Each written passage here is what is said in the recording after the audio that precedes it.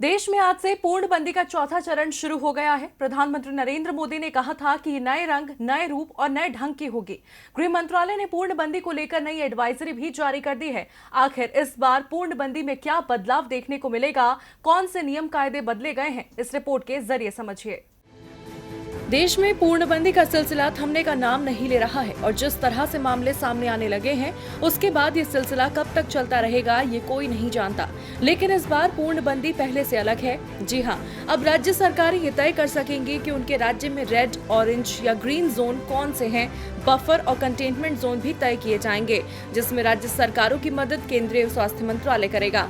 Containment zone को छोड़कर हर इलाके में ई-कॉमर्स को होम डिलीवरी की छूट दी गई है। पहले ये छूट केवल जरूरी सामान के लिए थी।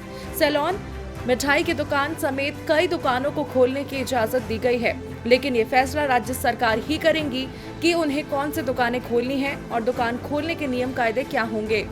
करीब 50 दिनों से बंद बस सर्विस अब खोल दी गई है। साथ ही एक राज्य से दूसरे राज्य में बसें जा सकेंगी, लेकिन दोनों राज्यों के बीच सहमति जरूरी है। प्राइवेट गाड़ियां भी एक राज्य से दूसरे राज्य जा सकेंगी। पूर्णबंदी में पहली बार स्टेडियम और स्पोर्ट्स कॉम्प्लेक्स खोलने की इजाजत तो मिली है, लेकिन यहां सिर्फ खिलाड़ी जा सकेंगे, दर्शक नहीं। सभी तरह के ट्रकों को मंजूरी दे दी गई है। ट्रक अब एक राज्य से दूसरे राज्य में जा सकेंगे। इस बार भी पैसेंजर ट्रेन, घरेलू विदेशी उड़ान, मेट्रो सेवा, सिनेमा हॉल, शॉपिंग कॉम्प्लेक्स बंद रहेंगे। सार्वजनिक स्थानों पर कार्यक्रम, धार्मिक कार्यक्रम और राजनीतिक कार्यक्रमों पर पाबंदी रहेगी। शादी समारोह का आयोजन किया जा सकता है, लेकिन सिर्फ 50 लोग ही इकट्ठे हो सकेंगे। अंतिम संस्कार में 20 से ज्यादा लोगों को शामिल होने की इजाजत नहीं है। शाम को 7 बजे से सुबह 7 बजे तक घर से बाहर निकलने पर पाबंदी रहेगी। इसके अलावा 65 साल से ज्यादा उम्र के लोगों को और 10 साल से कम उम्र के बच्चों को घर से बाहर निकलना मना है। गर्भवती महिलाओं के बाहर निकलने पर भी पाबंदी रहेगी।